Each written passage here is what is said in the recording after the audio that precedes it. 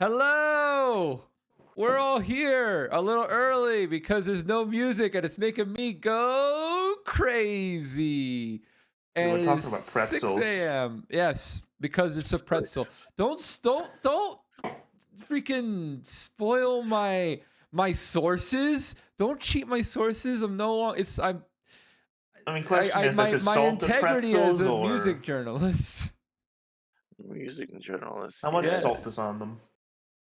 Right now, none because it's all on me because it didn't work and it makes me salty. It makes me a salty panda. Hello, everyone. Welcome to Charisma Check, where we talk about things at 6 a.m. because none of us are willing to admit that we don't want to be up this early. Literally, none of us. I had the poll up and I was like, when do we all want to talk?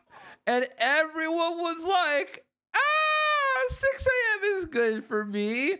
And like everyone was like, I really don't, we don't have to go with 6 a.m. And then lo and behold, that's what happened. And don't think you're free from this, Giya, you European motherfucker. Oh, it's 12 here. Yeah, Giya's just like, it's lovely noon. I'm having my tea. No, and I slept biscuits." fucking awfully, so shut the fuck up. Good, you get to suffer like the rest of us. Yeah, at least I fit in. So, All right. Well, we're talking about traps today. I don't want anyone to get any weird ideas. Not we're the talking anime about kind. we're talking about spiky, rolling ball, poison dart, rocks Arrow. fall, everyone dies. Explosion. Traps. Yes, the TNT kind. Yeah, Suggested by the lovely Angel Silver Rose, who won the talking dice last Yes. week. that means I'm the host. Yeah, so why don't you start us off, Angel, with a quick rundown of what we wanted to talk about, and maybe why don't you give a sneaky plug while you're at it? Allow me to discuss Oh. your decisions. Allow me to bring the world, the senses, and the feelings to life. Oh man, let me switch the category to ASMR. ASMR traps. Oh no. All right, there we go. You and your I have some lo-fi radio playing in the background. It's the best I could do. You and your 3 allies are now traveling down a long, clean hallway. Are we playing D&D right now? I don't know. Let me finish. Just trust me. Out of the corner of that, you spot him, Shia LaBeouf. I was just thinking a gelatinous cube went down the hallway. Everyone guess what Angel has planned. As you reached a door, it was no doorknob, and yet it seems to be polished and sheen to have a reflective effect to it. And yet, keyhole upon keyhole is engraved on every inch of the door. You see keys drawn on the walls on the side of the door, and yet at the same time, no doorknob in any direction. Your friends frantically try to find a way to open this door with no knob. With a reflective door always shining behind you, showing you if anything dares to sneak up on behind you. Unaware of the true dangers that is slowly already aware of your presence. Your friends can either choose to lockpick the door, but which keyhole? Your friends can choose to look over at any drawings of the keys on the wall, but to what extent? Unknowing that a very clear and clean enemy draws closer and closer to you. The subject today is traps. And plain and simple to say, that trap has killed so many players. Unaware that even though true, the door is reflective, you can see behind you anytime. But the reflective is the seat itself, as the gelatinous cube was slowly getting closer and closer the entire time. And that's one of my favorite traps. I like to think about it on a daily basis about traps. Anybody else want to say anything, or did I shock you all? You What the were hell happened? I mean, we don't want to I interrupt the DM in the zone. I called it. I win. I'm not trapped. Yeah, you did mention the gelatinous cube, so Spawn wins the day. Everyone else gets eaten by the cube. Yes. Finally. There are different types of. There's clearly in the world of D&D, there are different types of traps: practical, non-practical, deadly, non-deadly, and vice versa. And just traps to just fuck with the players and whatnot. Why? Because sometimes it's fun to do so. Honestly, I'm a big fan of traps that actually just don't kill players, but do. Well, like for example, the first trap I did was the you see from Unicorn Hope. It was just a simple pitfall spike trap, and just That's fall classic. in. Yeah, you just fall in, and nothing, and you just fall in. You just take your damage. You take your lumps. But I added an extra twist to that trap. The spikes are twisty. Spike trap. the nails that was poking up were very, very rusty. Anybody ever remember the old trap called Super Tetanus or something like that? Super God. tetanus. Yeah, Super that's actually- tetanus. Why would you do that? Yeah, it's a real thing, honestly. Super Tetanus it was a real thing, and unless your heroes are not behind on their shots and whatnot, they get Super Tetanus. Super tetanus. So basically, it's an illness. Yes. My other favorite trap is called the Glyph of Cupcakes. Wait, I know that one. Yeah, I unfortunately. know that one. You stole that from Z Bashu. In all fairness, it was used long before Seabashi was a thing. and Yeah, I mean, he didn't invent it, but whatnot. Yeah. So the glyph of warning or whatnot, or glyph of explosion and whatnot, can be written as long as they're written on something that can actually hold the glyph. So. yeah. Sorry, I had to blow my nose for a second. It's any flat surface or something that can contain a glyph within, which is usually like a book Paper. or like the Fork. other end of like a locket or something like that. Mhm. But it's mostly up to DM interpretation what counts as an object that could hold a glyph. Usually it just needs to be concealed some way, which is where the frosting comes in. Oh Just yes. Put on a fork. The most dangerous dinner party.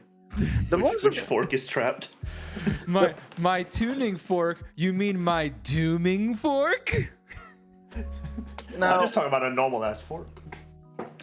Now, not gonna lie to you, the most inventive way I've heard of someone using their glyph of warning, initially having a glyph written inside their own bodies because they apparently saw their death coming, and I've heard of people doing this.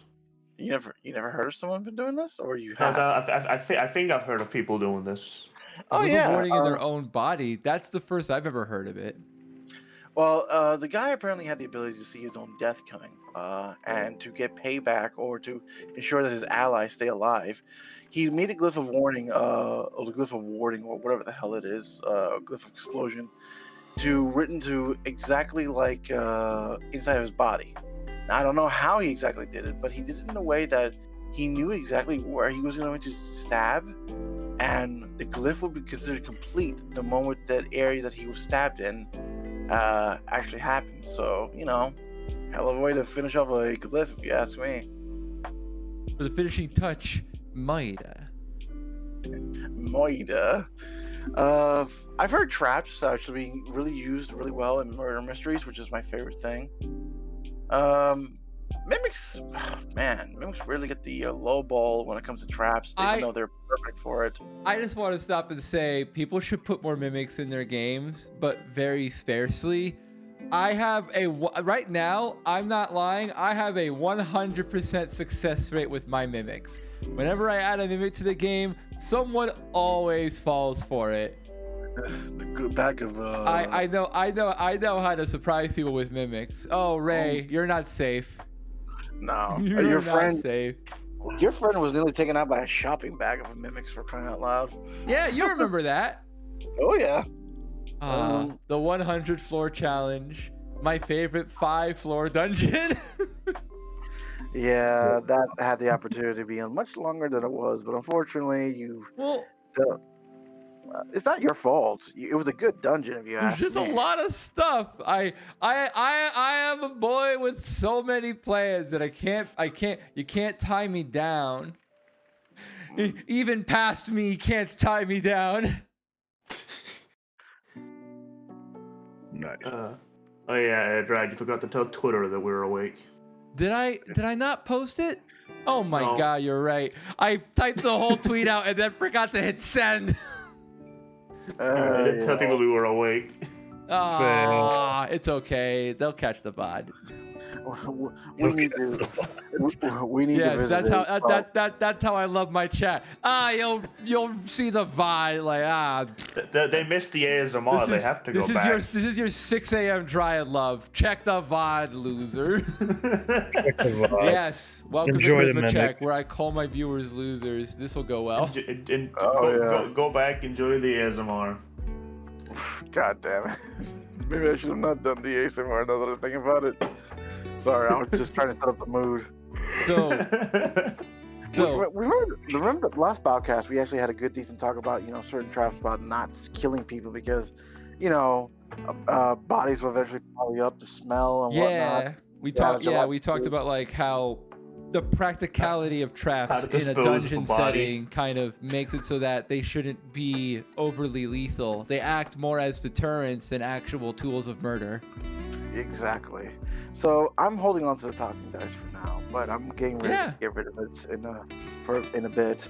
The one thing I Starting do to want to smell. talk about, yeah, it's starting to smell, and I'm going to give it to the smelliest person I know. No.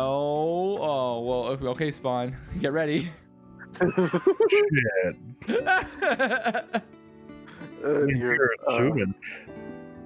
So honestly, I like using traps that actually like have a little bit of a twist and turn to them, to actually have a little more depth to them. The best traps I feel like that work best are literally just traps that actually make sense to the world and destination they're in. But I'm not gonna lie to you, traps are just fun to fuck with people sometimes.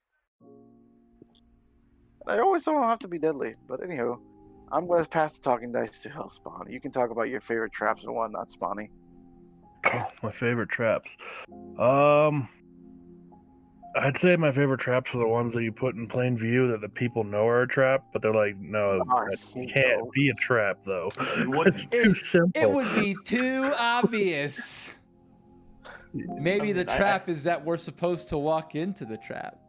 I mean, Those are my favorite players. I had that one player who went, that's a trap. I want to sit on it. Yep. Yeah. That's the way you got to do it. Everyone's had at least one of those players. For They're me it was a spider web, like a big giant spider web, and I was like, it was like I walked through the forest, and I was like, perception roll, and he succeeded, and I was like, you see a spider web along the path, so you're able, so you don't walk through it because you would get stuck, and then he was like, did I fucking stutter? I said I walk through the woods. Beautiful. And then the best part was that I had him roll a strength check, and then he passed that, so he just broke the web. Okay, Nice. sorry, Spawn. You have the talking No, that's dice. good. It's good. But I also don't do conventional traps. I mean, best example would be from one of my campaigns. The group found a syringe. Oh no. Wait, I know this one. I'm Leonardo DiCaprio right now, pointing at the screen. I know this one. I get it. I figured it out. You gave your I party understand drugs? a little bit. I kind of give my party drugs, yeah. I mean, Fair enough. they broke into an area of No, I know this one too. Go on. a person they're not fond of. Found a tiny little box. They opened it up, of course, because they can't resist the box. And there was a syringe inside. The players actually managed to open a box. They have knocked. That's the real surprise. They have knocked. The super Yeah. trap for all GMs. My players have tried for 3 hours to open a DC-15 box before. I have seen things. Oh yeah, it's actually what I want to talk about when I get the dice. But go on, Spawn. There you go. I mean, yeah. So let's just say one player's not gonna have a happy ending with that. Well, I don't know. He might. Depends. They might have a trip. I make my own happy ending. Wait, that sounds weird. That's called self-love. Yeah, self-care. I'm the self-care panda. Or another way that I've done a trap before is you enter a room until everybody goes in it. It's completely dark. As soon as everybody enters, the room is just now lit up and there's doors everywhere except for the one that you came through. Taco. Big illusions. I love them because then that particular trap drives the party crazy because then everybody's like, well, let's look behind all the doors. But the problem is until you get everybody to go through the door, that room stays completely dark, and whatever's in there, probably can see in the dark. What are you gonna do when you have like the 8 players who are just like, I have dark vision? Magical darkness. Exactly. No, magical darkness. My weakness. I have witch sight. Ah, shit. You mean like the devil's current sight. party I'm dealing with, where everybody can see in the dark? Yeah, elves can. Yeah, everyone can see in the dark. Yeah, everyone just gets dark vision. I kind of. This is like a tangent, but I kind of hate how prevalent dark vision has become in D&D. I wish fewer races had them, and I wish the rules for like concealment were a lot like Consistent. Just take your player's eyes. we're a lot simpler in some ways because keeping track of what exactly is bright light versus dim light, and like what the rules for dim light are, because people forget that dark vision in darkness still means that you have disadvantage on all perception checks because You could just actually see it's something. still dim light for you. Dim Hey, now. light is not bright. It's still very dark for you, even if you can technically see what's in front of you. It only stops you from walking into like a wall. You still have a rough time spotting things that are like trying to hide. And people forget this mostly because like it's the most like tedious thing to track as a DM, where it's like, where are the fucking light sources? You know what I mean? I'm not gonna lie, none of us actually. I've watched a lot of us DM. Not even me, not even I to properly roleplay how dim light works in our RP game. I'll be honest. Yeah, But it's I mean, really hard for you the only time dim light ever matters is when I Weave Sounds is just like, is there any darkness anywhere, please?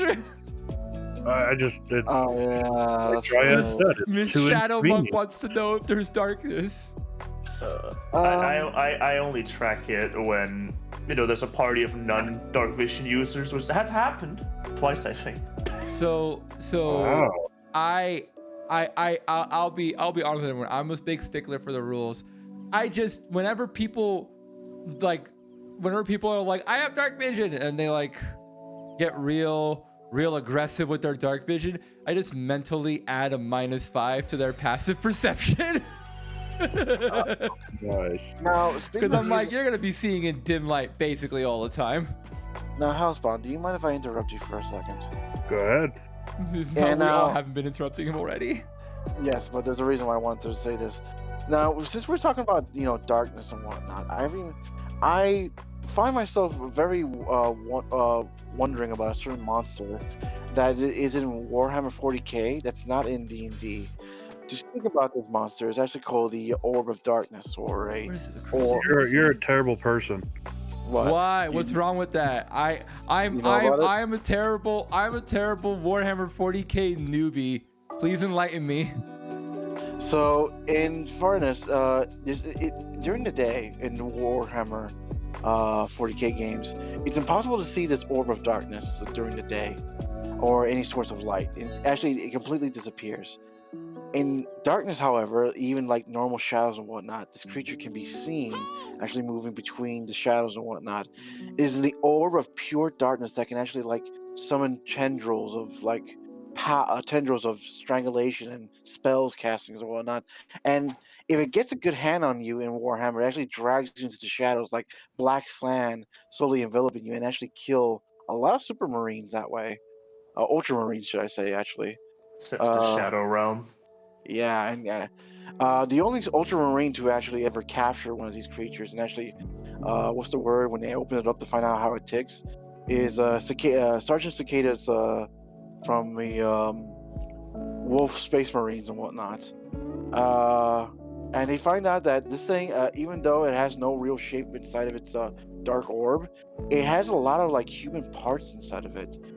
But it's still very apparently it's still very, very old and like ageless, and no one knows how it's make. But this creature, boomer creature. I want it as a pet. It would like bring me to the shade on a hot summer day. But I don't think that's how it works. But I remember 40k Hammer players saying that this creature makes players fear the shadows very quickly and very fast. And that's where my tangent came in. So we can continue on, Hellspawn. That's fair. All y'all guys gotta stop changing your Twitch names. My collab commands are getting outdated. I didn't change mine. I do it once in 2 years, and now you're up in arms. Yeah, of course I'm up in arms. I'm angry. Did you ever change your name, Dryad? No, because I like my name. I like my name too. We're getting distracted. It's a trap. It's 6 a.m. Of course we are. So Yeah. those are the kind of traps that you like to use, Spawn. How do your players usually react to them? Oh God. They have yet to not trigger them, if that's what you're wondering. That's bullshit. They triggered the syringe one. Well, yeah, they triggered it. That's what he means. They have yet to not trigger them. They've always triggered the trap.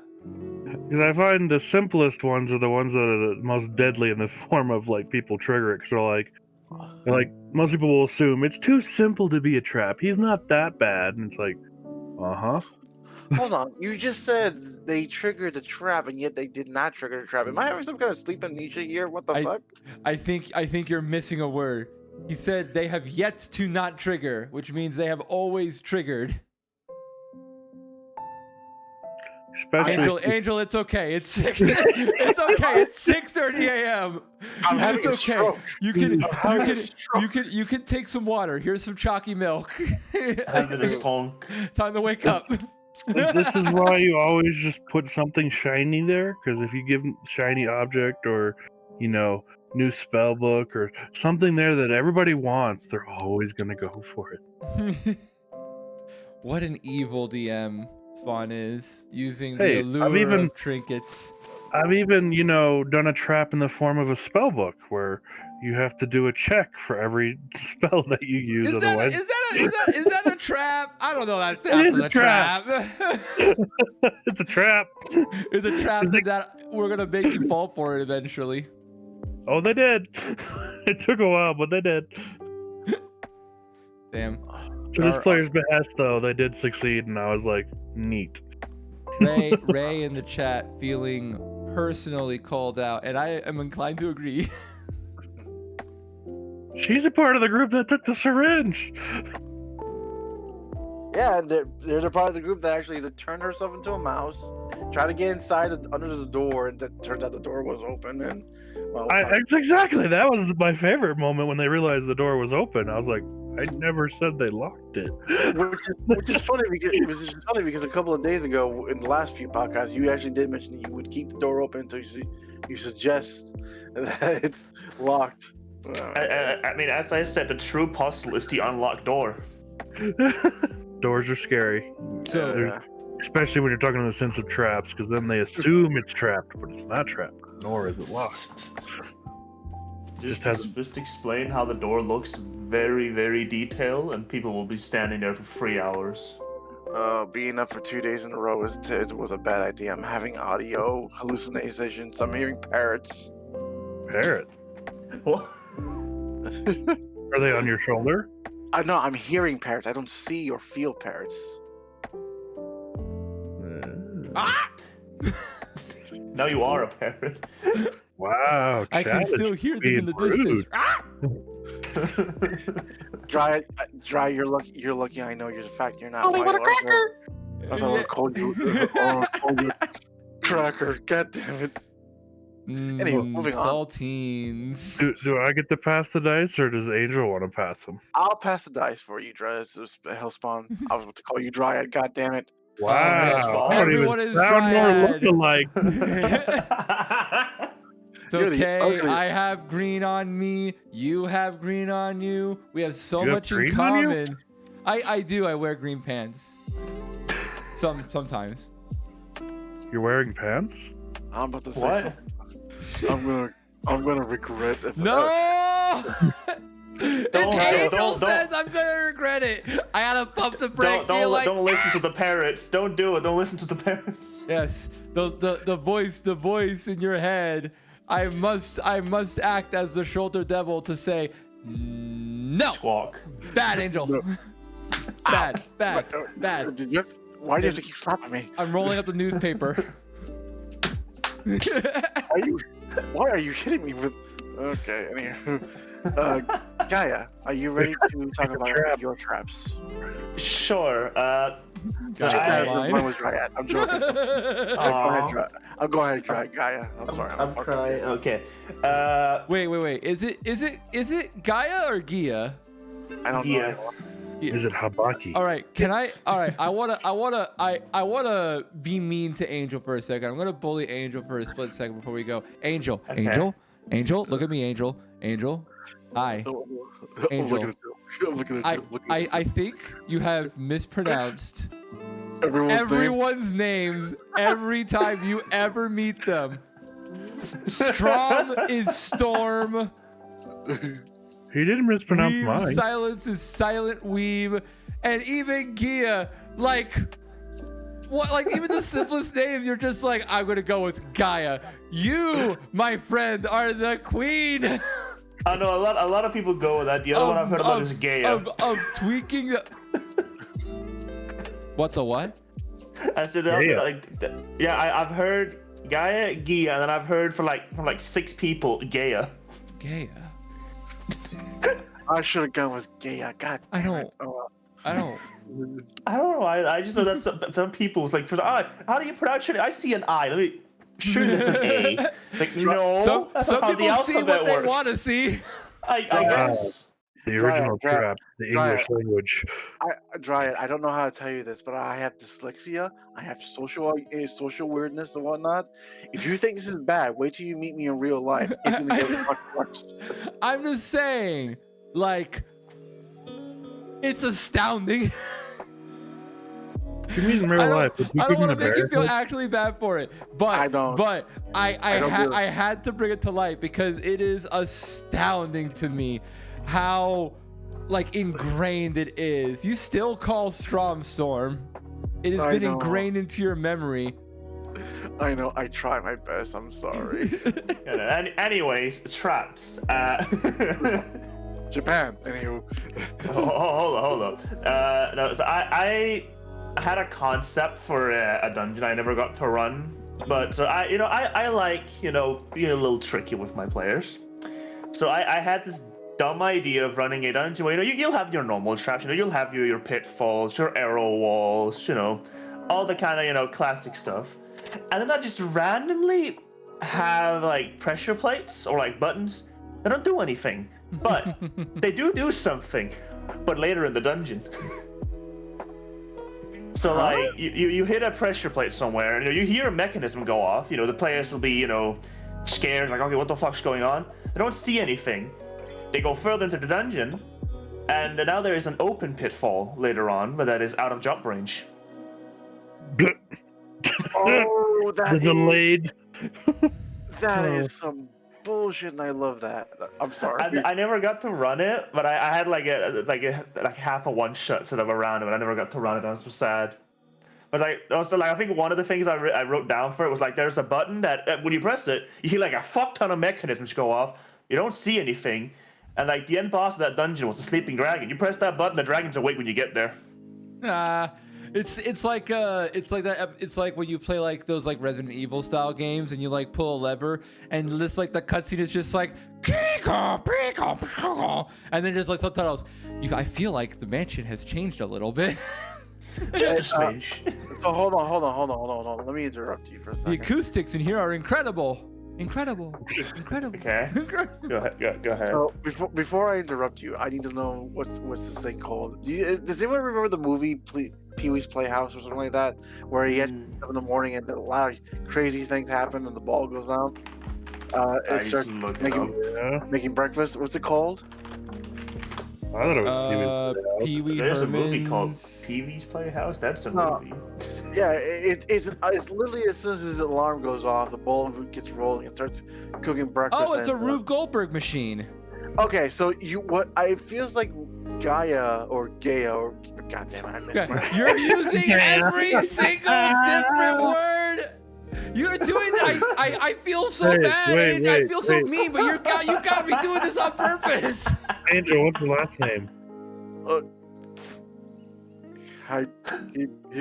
Hibiki?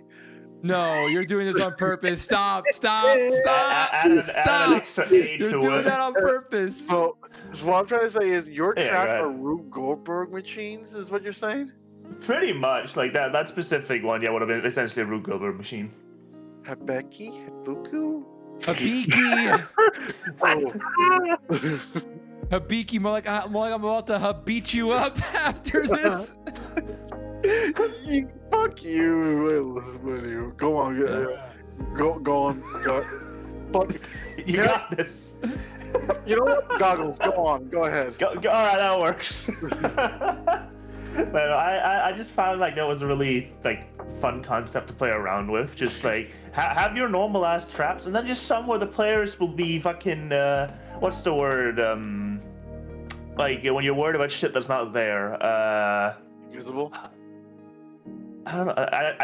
My English is my fucking first language. Shit. It's mine. Paranoid. That's it. Yeah, paranoid. Like you make your players paranoid. It's like, okay, that pressure plate triggered a fall, like trap in front of you. This one triggered this. This one didn't trigger anything. All right, is something behind us? No. Is something in front of us? No. Are the walls caving in? No.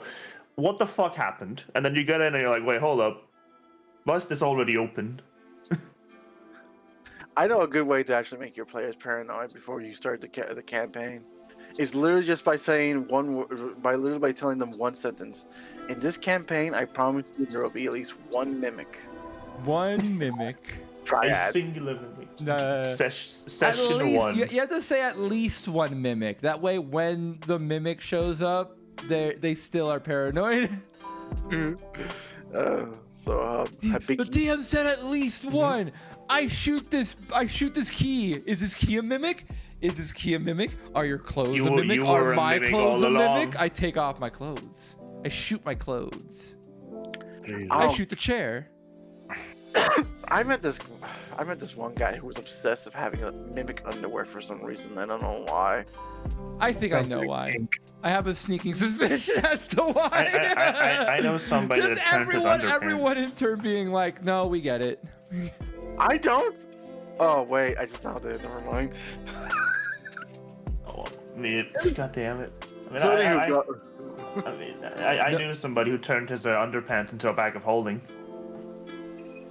His balls were always dangling. Huh. So Goggles, anything else? Now you got me thinking about what the breeze in the astral plane must be like. There's no breeze. Only balls. You're just It's not. All I know is that he kept upgrading his fucking underpants with magical shit. So by the end of the campaign, it was considered an artifact item.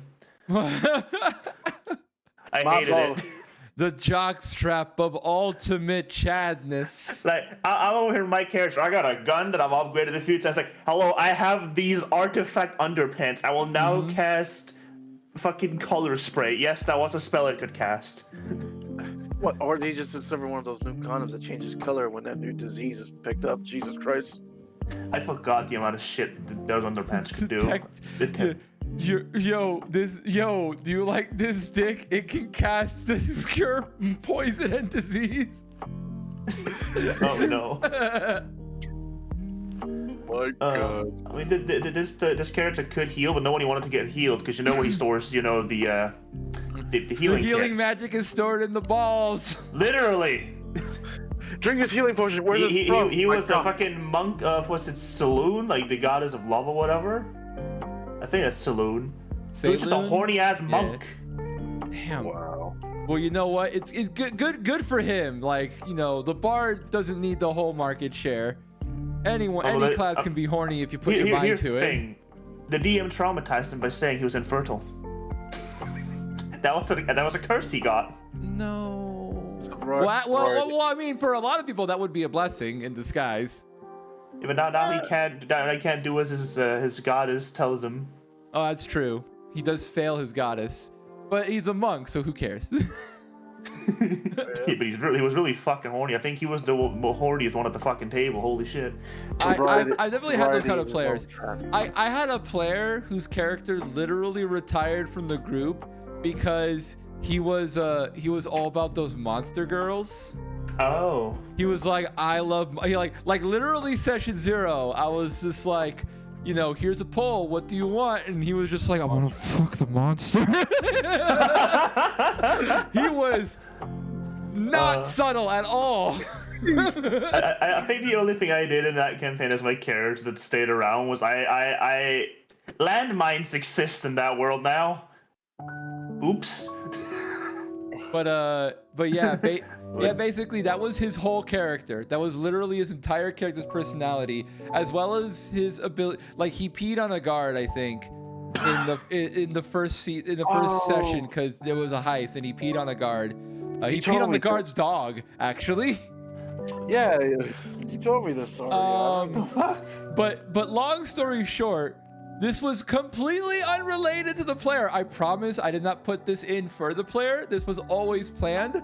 They ended up having to take a pirate ship and refuel on an island, which contained exclusively kobold and dragonborn creatures, many women, and they all worshipped this goddess of like harvest and fertility and stuff like that. And this guy was like, "Hey yo!" Actual reenactment. And he was like, "Yeah, my character just stays here. My character just like gets like a harem of dragon girls and retires, and that's it. We're done. Bye." Did we get the same Here's my player? new character. He's a minotaur. I'm like, "Oh yeah, huh? A minotaur." Oh. Did we get the same player at one point? Because I swear to God, I went for the same issue as my Amazon girls. For the sake of to protect the innocent, I cannot divulge the player's identity. Other than the horny. What's his Yeah. name? What's his name? Alex. No, I'm just Alex, you're right. Alex Jones. That's what to say. Make the same joke. Goddammit. I was gonna say it was Ray, but that was just me. Ray, I believe it was. Yeah, God damn yeah. it. He kind of fell in love with the characters, because there was like a dragonborn like priestess and the kobold priestess, and they were part of rival tribes. And he was like, I will unite them through diplomacy. And this dick. It's the horniest podcast we've My ever had, harem okay? will reunite the islands. Oh my god. This is the horniest. He was a hilarious player to have. I mean, so Looks when like you him. say, so what you're saying is he succeeded a charisma check. Well, I mean, to some extent, I was like, well, they did save their island from like a dragon, like an evil black dragon. So I was like, you saved them from an evil dragon, and you were like the charismatic character with the good And charisma saved the checks. low birth rate. I was like, you saved the island, you can have this. 6 a.m. What do you? I'll let you have a little bit as a treat.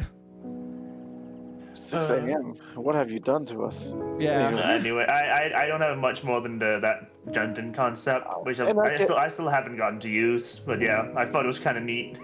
So honestly, I like your. If you don't mind me talking about your Ruth Goldberg machine. Yeah, go ahead. Crap, a little bit. I like it. I used something similar about it with Ray and her heist. They didn't know this, but the players, if they ever managed to take out the power and actually shut down security, they actually have a chance of bumping into Zagathar.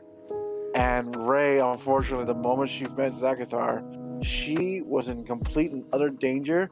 But at the same time, she would not stop laughing her ass off. Because apparently, I don't know what you guys have done to Ray, but Ray's actually pretty clever on the foot. On the foot. only one on the foot, not both. You have to tickle Ray to activate the neuron. I'm gonna say it's because she's broken from Dryad and me, and she's paranoid forever now. Hey, but it's in a good way though. Okay. We're definitely Is it a good not way? like we're definitely not like holding Ray hostage. Mostly Dryad, though. Mostly Dryad. What do you mean mostly? She's saying mostly spawn in the chat. Read, Yeah, but read, motherfucker. I know you understand, Common. Read. So your It's Dryad. your Ruthberg machine, just machine trap, actually gave me inspiration about certain traps later on in my campaign that I'm gonna do. Honestly, though, I do see a caveat to this Ruthberg machine traps of yours. If you don't mind me talking about it. Hey, go ahead. So, obviously, the machinery and gears are inside the walls of the said dungeons themselves, correct? Yeah. Yeah. So, obviously, these things for not to rust away or break away right off the bat, they have to be metal, right? Mm-hmm. Are you aware of the spell called Heat Metal? Yes. Yay! And in that case, it could just have been magic that was triggering things. But yeah, I know heat metal, but then I'd reward the players for thinking out of the box. Would They you have to say break the that? wall first. Yeah, but would you say if they did broke the wall and cast Heat Metal, would that destroy the trap mechanisms of just one Ruthberg machine or many? Because the way I'd set it up, and it's in the one shot I didn't get to run, it was one button was connected to one trap later on, so it would break that one. But then you could think in the sense of, let's say they melt one of the gears in there. Would this cause the other gears to maybe move from like the metal and stuff like falling down? Would that trigger it, or Have you heard of the campaign called the Mad Dungeon Wizard or of the Mad Mad Dungeon? Mage. Mad Mage. Just the one under the mountain? Yes. I've heard of it. Now, oddly enough, the mage has the same caveat of the Ruthberg machine inside his dungeon and whatnot. There is a interesting line between pages 129 and pages 131 that actually discuss about the mechanisms inside the Mad Mage. They actually do discuss if players can disable these things. And what I'm trying to say is, like, would you actually allow your players to actually disable like certain sections of the traps, or? Oh yeah. If my players can figure out a way to like do that, I'd 100% let them do it. I can't believe it. Then they're thinking out the box. Okay, that's actually nice. Okay, so if anybody else has any more questions for Goggles? For goggles? Yeah, I'm alright with that one. I imagine you're just like looking at the name and being like, wait. Goggles. G. Now they'll never know. It could be any one of us. Have you ever thought about using this delayed trap to release something upon the world so they don't discover it until they leave the dungeon? I've thought about it if I ever pull it up in like a campaign. Hold on a second. There's a big stinking bug on my microphone right now. Slap Oh, it. I'm not a fan of that. What Just kind of blow bug it. is it? It's a big bug. I think it's a stink bug. You should eat it. It's harmless though. It's just you can Yeah, literally grab but it that and move it. doesn't mean that I don't like it on my bike. And how did it get here? Oh, Stink bugs follows the smell of carbon and your breath. Shut You the break heck up. Hi, And, it's looking but- at me. well, just leave. We take the podcast from here. He's actually- I am leaving. He's actually leaning back. What the fuck? So Dryad's leaving. So about unleashing things on the world. I gotta hit the mic. I'm gonna do it. I'm gonna do You're it. gonna regret that decision. Try it. It's harmless. It's harmless. Where'd it go? He's like, I found the sandal. Whap! Wait. Is it gone? Wait. It's gonna be in his boot. Check your pants. I didn't think this through. Because now I have no idea where it is. Did you check your pants? Is it behind the Yeah, mic? Did you? Fucking Check stop. behind your ear. Stop. I'm checking everywhere. I'm itching everywhere now. Is it in your nose? Oh, Oh I'm my afraid of bugs. Wonderful God damn to it. know. Check your Wait. feet. It might be crawling up your I leg. can't. I found it. Anyway. I found it. All right. So clearly on the thing of like maybe unleashing something, I think the most evil thing I would do would be you hit a few buttons, and what if the boss is just left when you get there? You just let it out. I mean, By the power of the not? panda, I released it from this mortal coil. Try it, no! There goes the chocolate. The power of the chocolate. Don't worry, I got it. The evil's been defeated. You did it. Level up.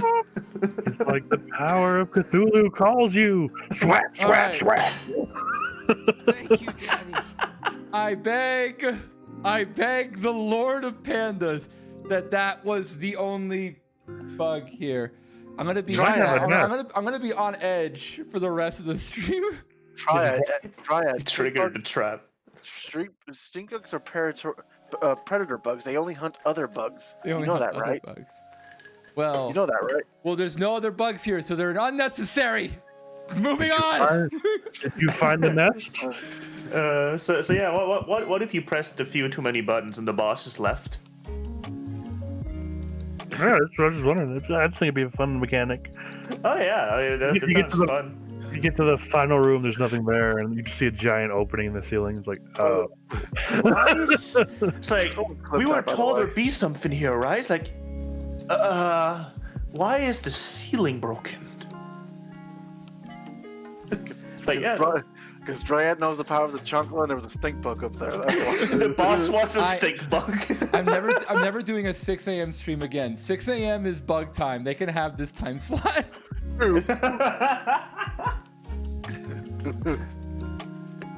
But yeah, just imagine you get to the final room, you just see the ceiling slowly closing, but there's nothing in there with you. Oh my You might god, hear- I hate that. I got traumatized might- by you- that as a kid. You know what? The I got the traumatized by ceiling that trap closing. as a kid. Yeah, because I played Resident Evil. Oh, You were almost a Dryad sandwich. Yeah. So did I remember I told this story on my very first stream back before I had like an actual like character reference. Wait, I don't want to stop you guys from talking though. Sorry. No, I keep go taking on. the talking dice. Don't worry, you'll have it. a bit. Okay. The super long story short was that me and Bro Panda and Bro Panda's friends. Sounds like a gym dude. Pro panda. We were Panda super they were playing Resident Evil, and I was baby Dryad at this point. I was maybe like seven panda years old. Oh, So That was last year. So I was a baby. But I was like, my bro panda is so cool, and I want to be like a cool bro panda. So I was just watching the game, even though I get scared really easily all the time, forever. And they were basically just doing a run of Resident Evil, first Resident Evil for the PlayStation, and trying to see how far they could go before, getting eaten by a zombie. And they would just kind of like speedrun the game. And if you don't know, there is a trap in Resident Evil where you take a shotgun and then the ceiling starts to close on you. But if you're playing as Jill, the quote-unquote easy mode or the normal mode of the game, you get saved by Barry at the last second. And because they knew this, they would just grab the shotgun and then just go through the scene, knowing they would be saved by Barry. Like no one cared, and the time you saved with the shotgun was worth like the time waiting in the ceiling, right? And they were not in any danger. But you didn't know that. Eventually, I begged them and begged them and begged them and begged them and begged them. And oh, thank you for the gift sub, Diluc. I begged them and they let me have a turn because they were like, this is baby Dryad. He won't survive like 15 minutes. It'll be fine. And they were right. Because I ran around. I did my best to follow what they were doing. But apparently, that trap is in the first floor. And the creators of Resident Evil were really smart. If you went to the second floor, there's a cutscene where you talk to Barry, and Barry is like, I'm gonna go check out the second floor. Like, we've checked out the first floor. What'd you find? I didn't find anything. All right, I'm gonna go check the second floor. You keep looking. And so Barry goes to check the second floor. And that flag gets set when you trigger that cutscene. And because that cutscene is there, Barry's on the second floor, which means he's no longer on the first floor to save you. And I didn't know that. Oh, that is some. So I bull. accidentally triggered that cutscene, and then later on grabbed the shotgun, and the ceiling started coming down, and I'm literally like running around in circles like la la la la la la la la la, because baby Dryad is like, Barry will rescue me. Barry's the coolest. And then Barry didn't come rescue me. I was like, where's Barry? Barry forgot about me. I started crying because I thought Barry didn't like me. Nope, didn't like baby Dryad. And your older brother did not help you in that feeling. Oh, he was probably laughing. the No, whole they time. were Fucking laughing. dying. They were pointing and laughing like a cartoon. I mean, it was your own fault. You shouldn't have talked. I should have talked shit. Yeah, you never talk to the hero before he rescues you. Otherwise, Okay. you're boned. He was 7 though. He didn't know. But yeah, that's the falling ceiling trap is spooky. Okay, so I'm gonna let you guys know right now. I'm gonna interrupt you for a moment, Dryad, if you don't mind. Mm. Because of Goggles, Trap, and Ruth, and your story, Dryad, this inspired me a dungeon where the trap is activated on the first floor, and the roof of the first floor that you go in as you go down the dungeon, the roof is slowly coming down, always on the players. So if they don't get out of the dungeon before the final floor of the roof comes down, woof, they're dead. It would be really great for the roof to come down like crazy slow, like super duper slow, like You won't so notice it at slow first. so slow that you can't notice. And the only time you notice is when the players decide to take their first long rest in the dungeon. They'll just go to bed and then wake up, and the ceiling is like 7 Right inches there. closer to them, and they're like, was the ceiling always that low?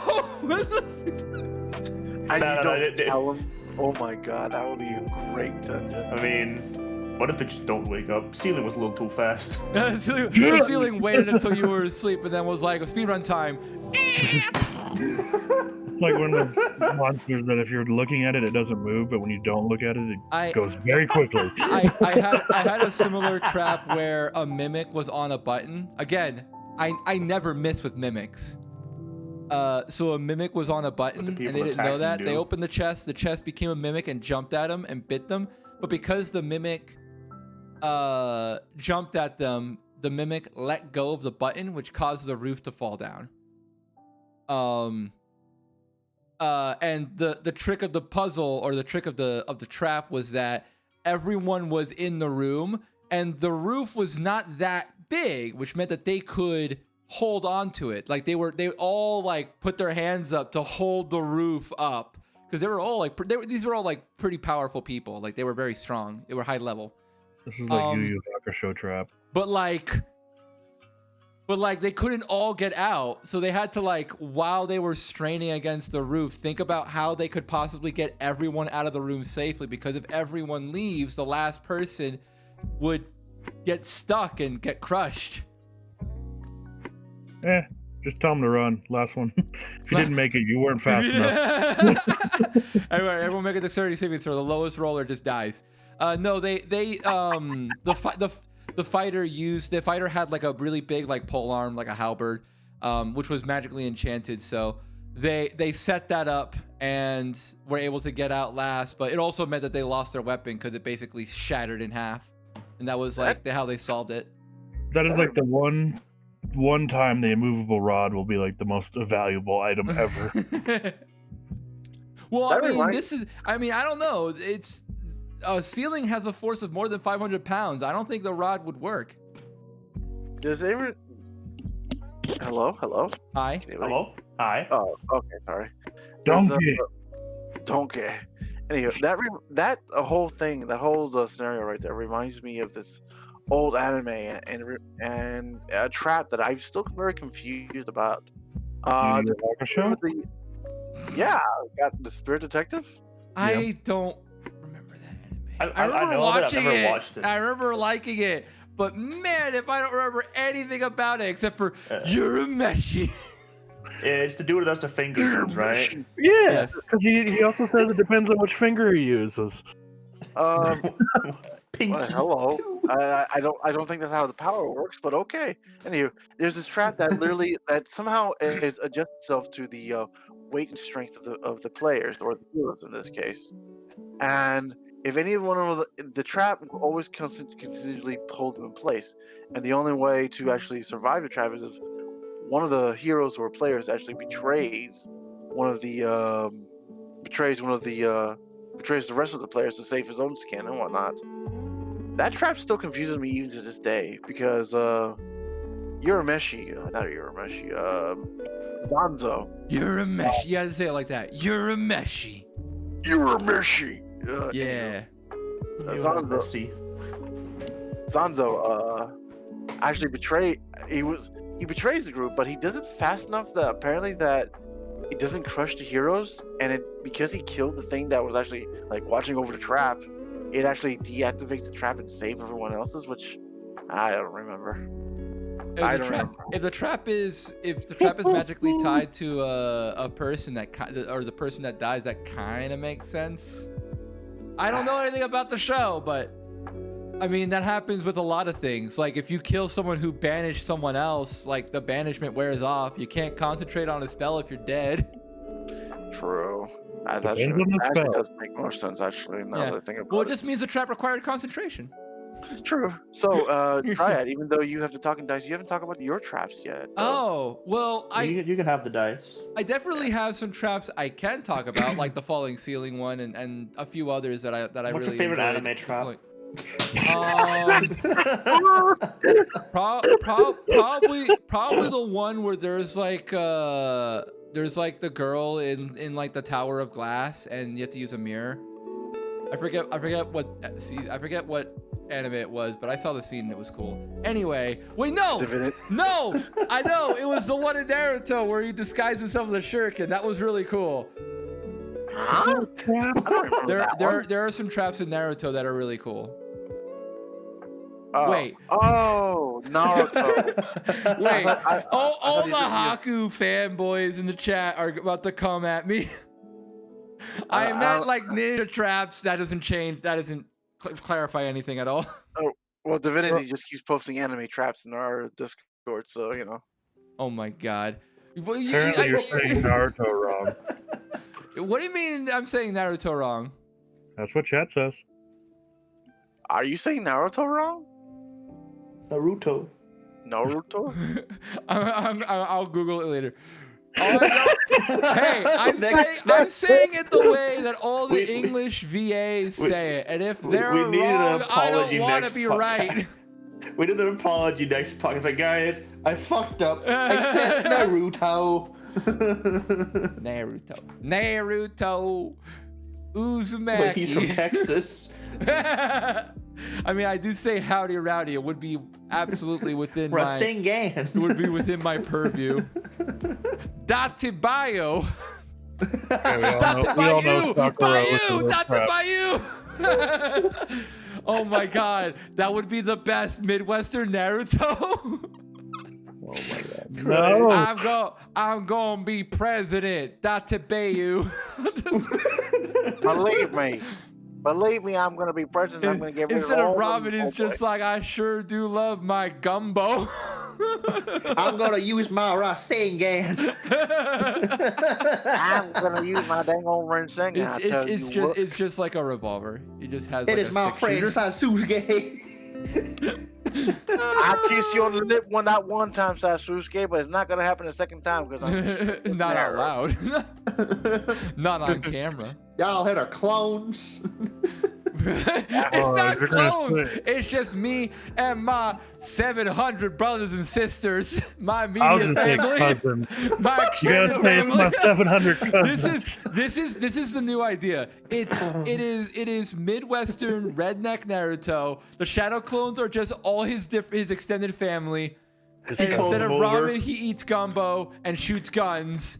And he It's wants like, to it's- instead of be hand signs, he pulls out his Yeah. phone, just calls the family and speed dial.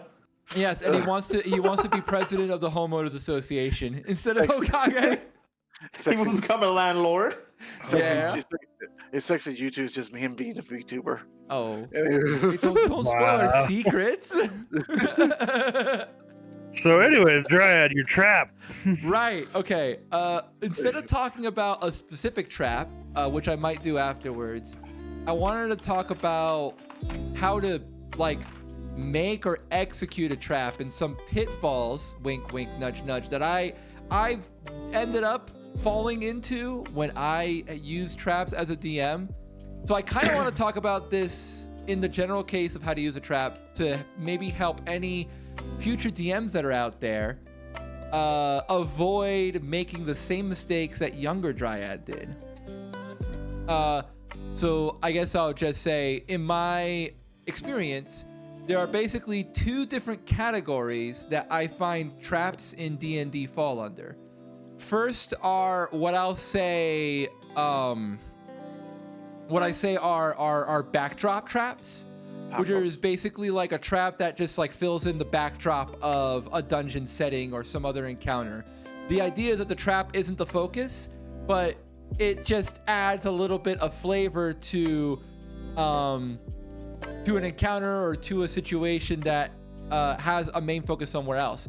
A big example is, say, in the Dungeon Royale that I had in Ultimate Academy, there were a few times where the players would fight another group of students, but in the room they would be in, they would not know of every trap that exists within that room.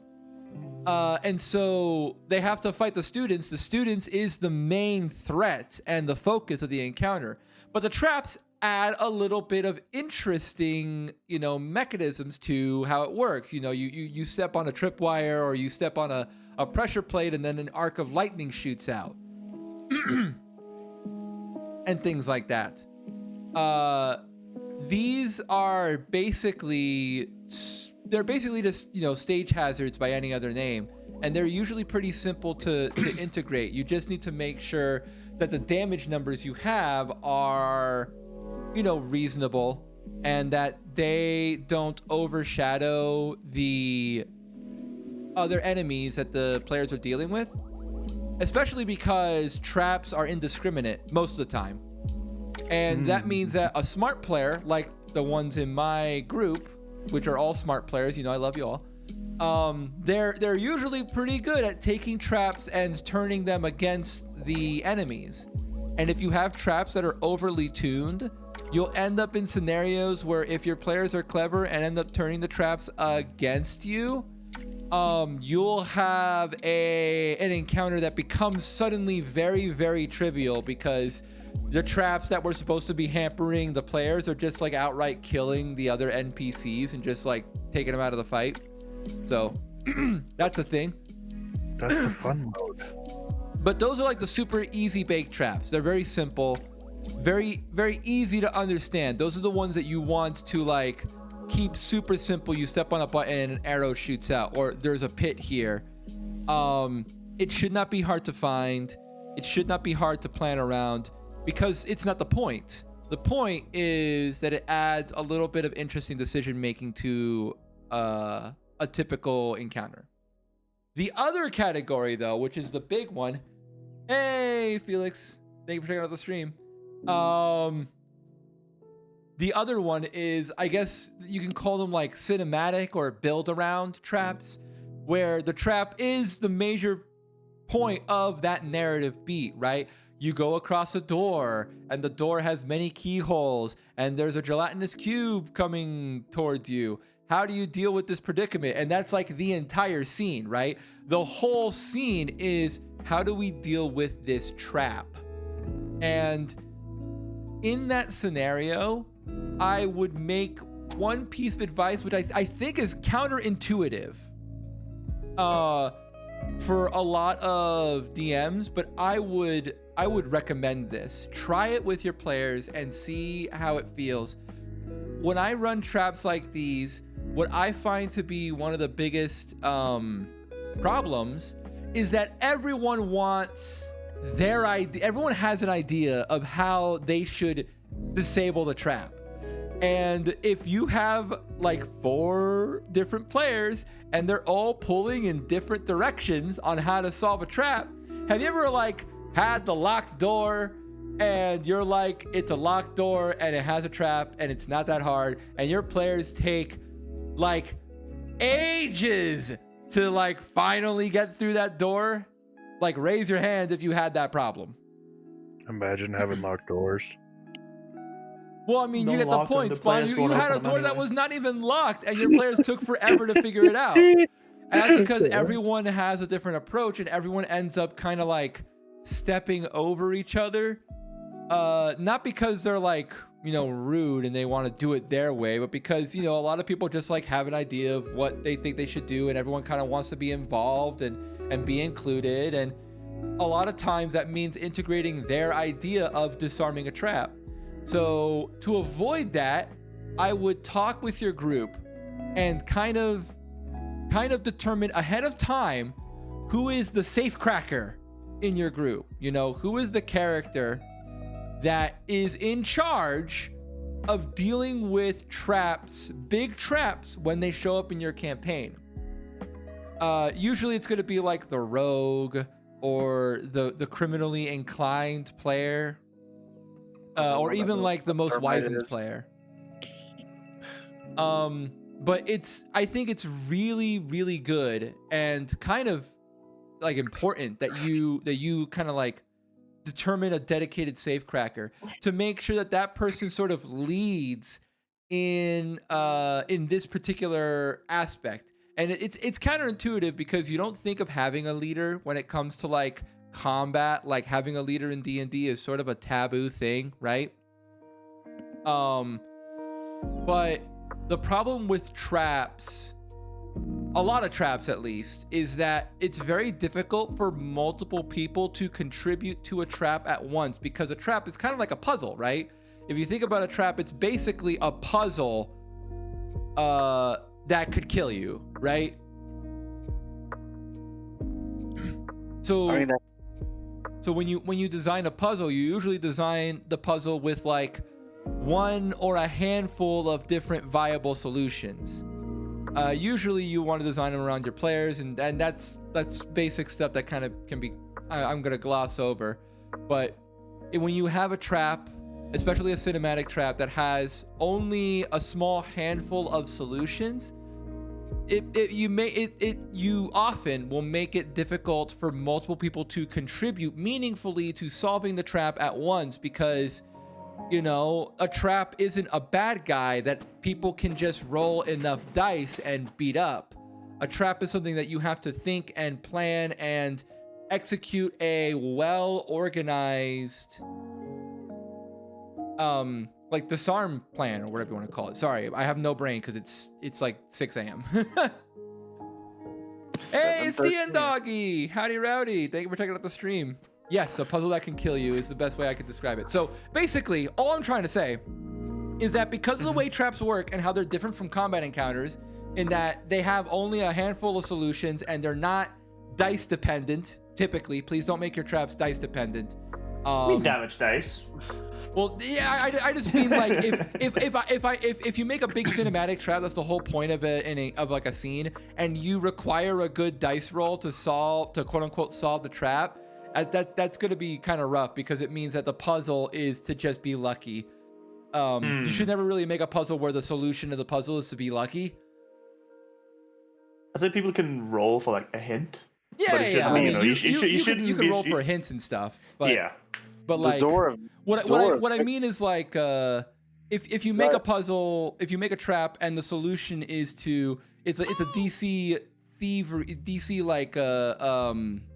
like thieves tools check, you know, DC like 14 or whatever, And that's Yeah. the solution to your puzzle. It's not a puzzle. It's just a trap. It's just a hazard. It's one of those like minor hazards that I talked about in the first category. Your first category traps can have very simple luck-based solutions. DC 12 perception check to see the trap. DC 13 thieves tools check to disarm it. Done. Super easy.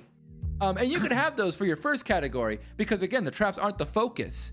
The focus are the goblins that are trying to kill you using those traps. So it's okay for those to be luck-based because it's part of the encounter, and one of the beautiful things about combat encounters is their unpredictability. So those traps are totally fine to be luck-based. But big cinematic traps, the door, the silver door, the locked room, all those mysterious elements, the mimic vault, all things like that, those shouldn't be luck-based because they're the whole focus of the scene. Now, So anyway, Yeah. try not to make those chests or those traps luck based, and see if your players are okay with assigning a designated safe cracker in order to help coordinate the problem solving for those traps. Because it's a puzzle trap, everyone can contribute still with their mental ideas.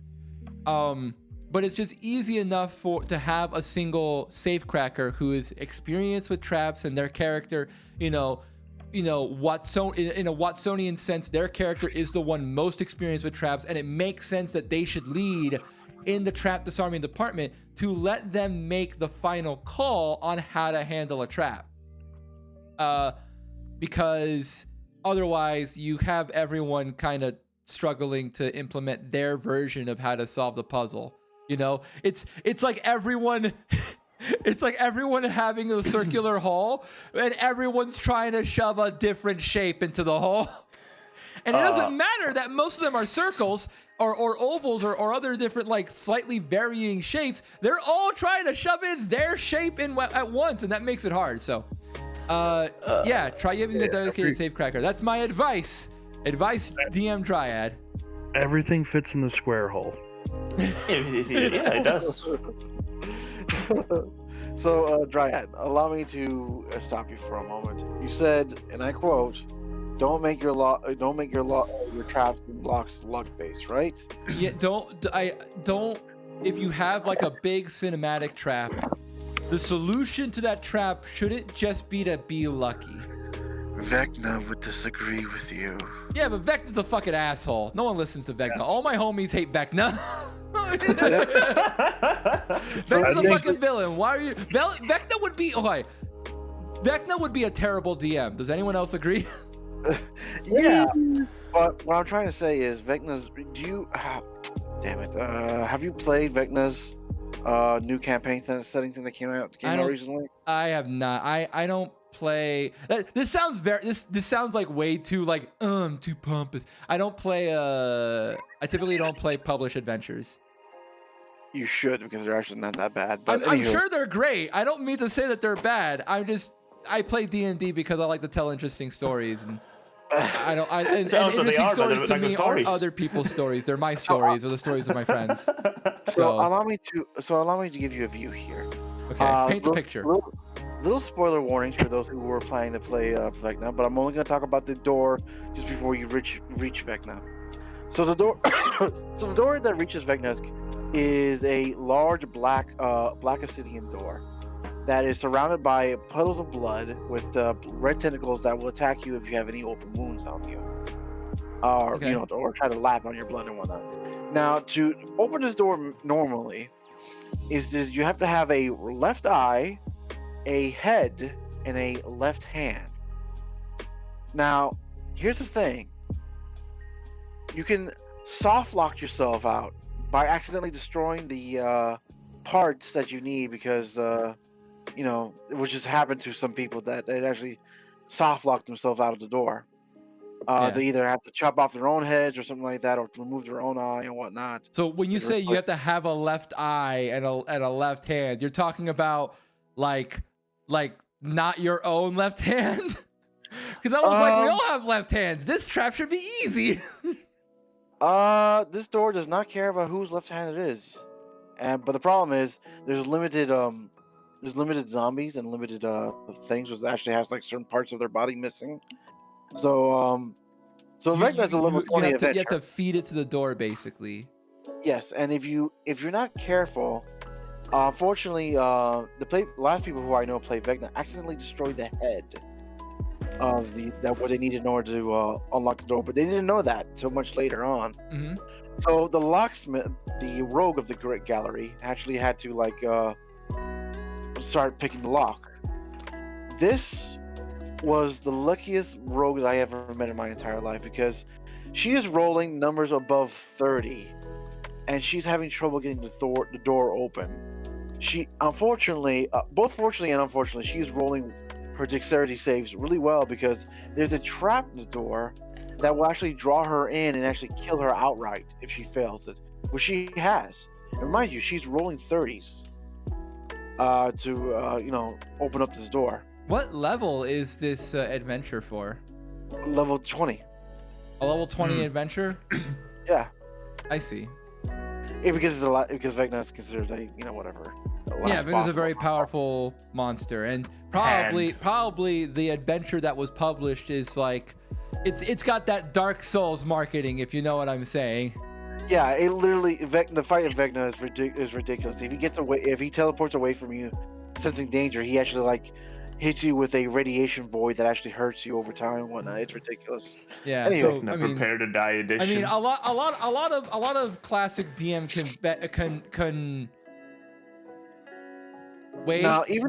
convention goes out the window if you're trying to intentionally decide or design a challenging or hard or lethal campaign. Designing a super hard lethal game for the showmanship, for the spectacle, is kind of like making a rage game, you know? Like, I want to be the guy, or like getting over it, or Jump Night, or things like that. Those rage games, intentionally break the convention of how games work, specifically because it ends up creating a spectacle, right? Like, the whole point is that we're making things unreasonably hard for you. We are breaking the rules intentionally. Getting over it's a rage game? Yes. What do you mean it's not a rage game? Have you not seen anyone play that game for more than 10 minutes? I played it when it first came out. I got done with it after 10 minutes. You're lying. Okay. What game? Getting over it's you knew that one. That's the one that's like with the pot and the hammer. Yeah, the guy that's in the pot and hammer. Yeah. You beat it in 10 Yeah. All right. What's the time you need again to get the golden pot? We need to see Angel Silver Rose getting over it stream. I need to see this because that's incredible. You usually I mean, if speedrunners will beat it in like, I think like a minute and a half or something. Oh, never mind. The golden pot is just you have to complete it 50 times to get a golden pot. I didn't know that was a thing. I thought it was a carnival game. Like, it's supposed to like mess with you and whatnot. And I beat it. That is part of what a rage game does. A rage game intentionally messes with your preconceptions about games in order to subvert your expectations, usually in a way that makes the game harder. Getting over it doesn't really do that much. But other games like I'll give you some examples after the stream, but there are a lot of examples of rage games that basically take a lot of game design conventions and breaks it over its knee and intentionally tries to frustrate you because that is the emotion it's trying to invoke. Kaizo Mario. It's trying to be, for lack of a better term, bad in a frustrating way, because that's the experience the people who are playing it are trying to get. It's a Dark Souls sort of experience. And I would say that published adventures like Vecna's Dungeon or the Tomb of Annihilation and things like that are basically the D&D equivalent of a rage game. And so I mean, I haven't read it, so obviously I don't have the experience to make this claim. But like any rage game, I would warn prospective DMs that those are really cool and memorable, but probably not the way you should think about things by default. They are rage games for a reason. They break the convention. Like, if chat wants to see some just dumb shit in that vein, look up Kaizo Mario or I Want to Be the Guy. I Want to Be the Guy is like my favorite rage game. It's just like, Mario, what if you hit the box normally and you get an item? No, you die. You die. Yep. Oh, you want to jump over a pit? There was an invisible box. Oh, okay, I get it now. That's Kaizo Mario. It's just Mario, but it's bullshit. So I would so all that to say, you bring up this example of Vecna's door that like kills people and they're rolling saves of 30 and like it's still not working and the trap is just really that fucking hard. I would say one, it's more forgivable because it's a level 20 game, and when you're level 20 you have so many tools to deal with something like that. Like they destroyed the head of a zombie. Like some level 20 character probably has Fabricate and can just create a new head, right? It's like super simple. That you can like leave and get your own head and stuff like that. You can just kill anything. Like people underestimate the absolute insane number of tools that a level 20 party has. They can do basically anything. They are gods. Secondly, I would say that a game like that probably is on the closer on the rage side of DM design, which is a fun spectacle, not how I would design most things. It's probably meant to be frustratingly hard on purpose, and a new DM shouldn't aim for that. It's a handle with care, right? You do that kind of thing when you're experienced to know how to do it properly. I think stuff like that would be, it'd be entertaining to run from, like a mini campaign. Just like, we go through this thing, and then we go back to, not one-shotting. Yeah, I mean, there's a guy, very famous D&D YouTuber called XP to Level 3. And he did a video where he ran the 5e version of Tomb of Annihilation for his group, and he ran it 100% rules as written, like he didn't house rule anything. And for him and his players, it was the most mind-numbingly frustrating and miserable experience they had. So like, it's a very popular, iconic, infamous module. No one really likes it because it's well designed. They like it because of how frustrating it is. By like, they love the idea. It's like love. You love the idea of the Tomb of Annihilation, but you wouldn't love actually playing the Tomb of Annihilation. Yeah. It is my counterpoint to the whole Vecna example. A hilarious example of a wonderful example of what not to do when designing traps, unless you and your players are very experienced. That's the point where the players start doing the whole, I take out a stick and I start pointing every floor tile. Yeah, those like paranoia senses. Yeah. It's like you're in the tavern. You never know. I check for traps. Is that table a mimic? It's like, no, but that guy over there is. That's called a doppelganger, but doppelgangers are just human mimics. Speaking of the trap of creative solutions, do the hallway with the gelatinous cube. They get to the edge of the hallway. There's just 4 spoons. I did have a terrible story where I put my players in a hallway with 4 gelatinous cubes. How'd that go? That was like marching in a big line, like a wall of cubes. And this was again an example of a bad trap design. I had designed it because they were supposed to close in on the players, and I tried to demonstrate like how dangerous the cubes were. The idea was that the cubes would force the players to back up into the wall, where a trap door would open and slide them down to a mystery area, and they'd have to fight their way out of the mystery area. Instead, my players decided to fight all the cubes. They charged in head first. The paladin died. That's when you should use black ooze at that point. But yeah, just that leads to my talk from last week's episode, where always have a plan for your party's failure state. So we're nearing the closing area. So does anybody want to say anything before we show off for our podcast? You just want to go back to sleep, Angel? I mean, that's fair.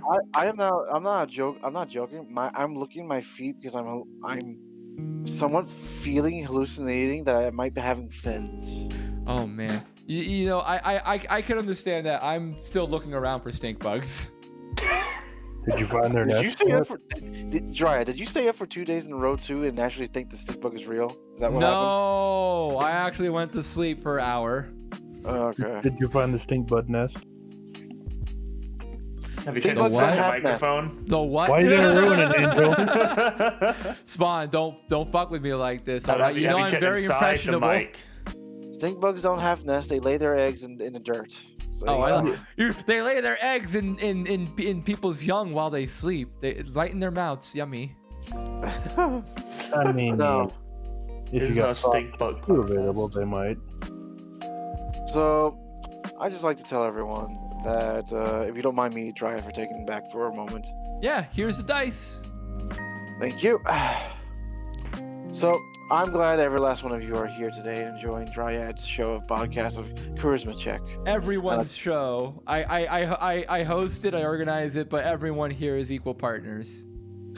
I'd like to thank Hellspawn for being here. I'd like to thank Goggles for being here. I'd like to thank Just go with Giya it. for being European and forcing us to wake up at 6 in the morning. I that like, echoed. European. I like to thank Dryad for being our wonderful best friend and host. Thank you. I'm tired. Thank you. By the way, Angel, hydrate as demanded by Felix. Oh shoot. Hold on. Okay. I got my water bottle. And I'd Okay, like I'll to drink thank to you. me. Oh god, I'll drink. Someone has to. Anyhow. I'd like to thank all the wonderful viewers being here for enjoying our chaotic craziness and whatnot. I believe we only have like one more person to actually thing, and then we have the whole party that actually did a thing. Yeah, Who was it? I believe it's Divine that is yes. doing it next because I believe I went first with magic items, then Giya with villains, Spawn with player death, and you with traps. Divine will be next. I think I did the player death stuff. Oh, And I sorry. did Then the Spawn did villains. villains, and you did Yeah. player death. Okay. Sorry. So- It's early Dryad brain. Yes, Divine. So after Divine, we're pretty much resetting the whole dice roll thing. But I like to plug in a few things before we continue on. Next coming week, I'm only gonna do Escape from Unicorn Hope. Hopefully, Dryad will show up this time. I promise I won't fail you again. Just make sure if you do, just make sure you contact me to make sure you're alive. Yeah. That's the only reason why. Dude, I did the Irish cancellation of stream last week, just and got the show. Angel was just DMing me like, "Are you dead? Message me if you're alive." I legitimately was worried for your health. That's all the only. I did just not exist for an entire day. So Yeah. while I was fine, I get it where it was like normally Dryad says something. Yeah, normally Dryad says something, and so yeah, you All not I was saying anything, was it wasn't Z's. All I was saying was Z's. It was hot. I was saying Z's. The Z's were melting off my face. I was a puddle that Tuesday. Well, I'm glad you're alive and fine. However, I'm gonna take a break. I'm not gonna do any one-offs next week or whatnot.